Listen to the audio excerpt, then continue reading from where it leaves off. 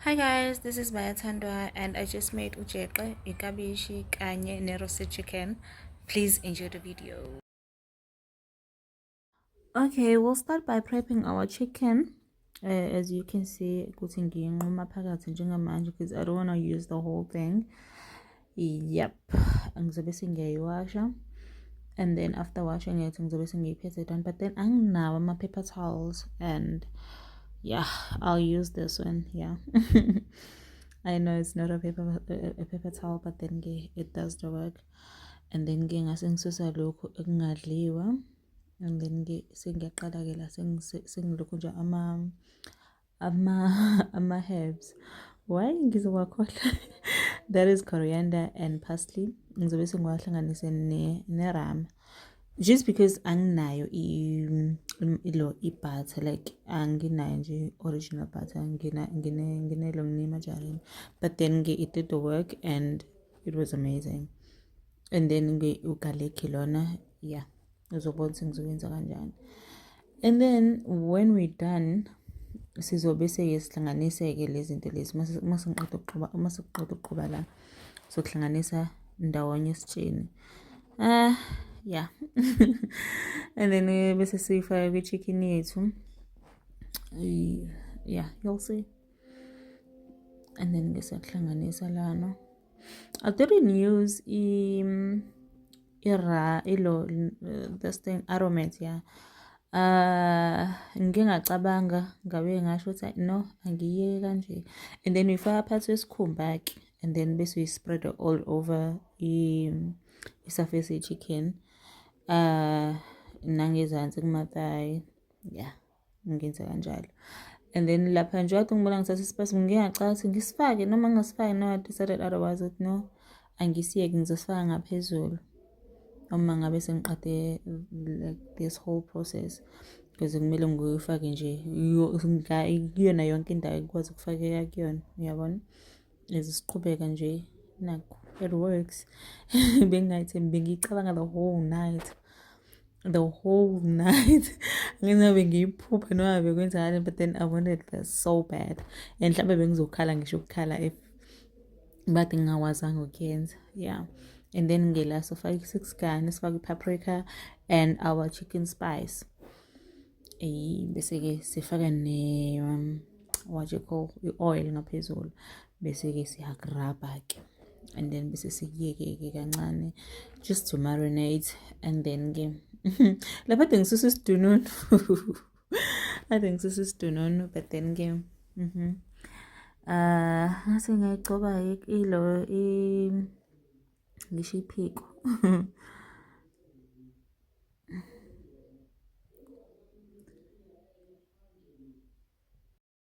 And then we started a process kajeqa, because ujeqa is my specialty. I don't know whether that's the right word to use, but then yeah, ujeqa guys. Yeah. I use 2 cups of flour, a pinch of salt, noshukela omncane nawo, with oil. Ngabe singakuhlanganisa before ngifaka amanzi ukuze kuzoba smooth. Ingazi noma kuzoba soft. Yeah, soft is the right word. And then ngase ngifaka amanzi afudumele, ngiyamixa ke ngezandla zami, because I can't use a spoon or anything, because angazi kunalanto umuntu uma uyithinte ngezandla zakho. And then la bese ngiyixova ke just ukuthi izisuke ezandleni ukuze zibe right.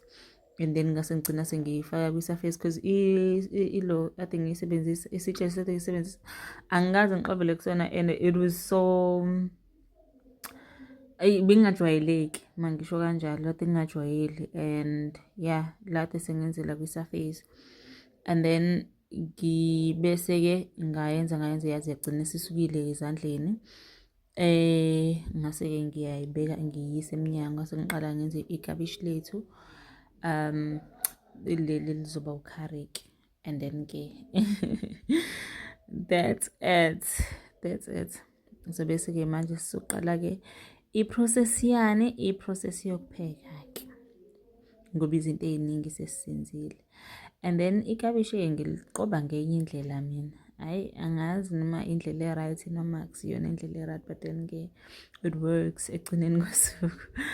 And then ikabishi lethu angizilifaka izinto ey'ningi. I'll just use i-spice lesi engipheka ngaso every day with onions, what else, ne-Knorrox, and that's it. Lana ke sengifake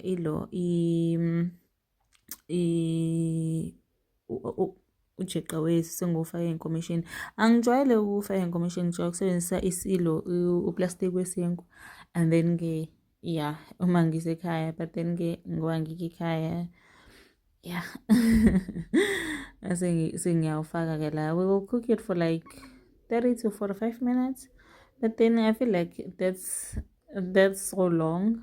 Kodwa ke phela mina ngangijwayele ukupheka ngoplastic, so uthatha isikhathi because kusuke kuwujeqa omkhulu. And then la sengiqala-ke i-process yelo eyokupheka lela kabishi kodwa ngikhuluma ngalo. And then i-Knorrox, I noticed ukuthi ngathi ayihlukani. Uma ihlukana ibe ngathi into eshile. Ngase ngidecide ukuthi ngi-add amanzi kancane. You'll see nje isikhathi siqhubeka ukuthi hayi man, le ntombazane yasifaka amanzi manje ekabishini kade ngenzela ukuwisa nje lento le ye-Knorrox. Hayi bandla, kodwa ke angikhalazi and ube right nje shame, angifuni uqamba amanga. Oh, and then la sengenza akuyona i-marinade, i-sauce le, kodwa ke it can work as a marinade. Ngihlanganise i-mayonnaise with i-sauce lesinando's kanye nespice se-chicken ukuze ngizogcoba inyama le, ngoba disiphuma ku-oven and bengingafuni ukuthi iqine ngaphandle na yonke lento le, ngayijikisa ngagcoba nangaphansi. And my God, I'm so proud of myself. And ibimunandi ngenye indlela, ibimunandi and ibithambile. It was so soft, flavorful. My God, yeah.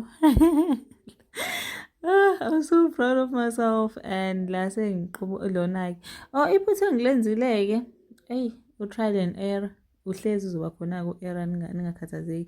Njani ubona unjena nje lo jeqa, ngikhohle ukufaka u-oil kuma-cups lade ngiwasebenzisa. I don't know ukuthi uyafakwa noma yini, kodwa ke ngibona ngathi kuyanamathela uma ngabe ungawufakanga. And then ke la sesidisha up and it was amazing. Oh my God, you should try it. You should try it out. You'll see iy'thombe ke ngiyithathile ekugcineni, and this is the video. And kabishi alibukeki kahle kakhulu. Look at this. Oh my God. Okay, thank you guys for watching. Bye.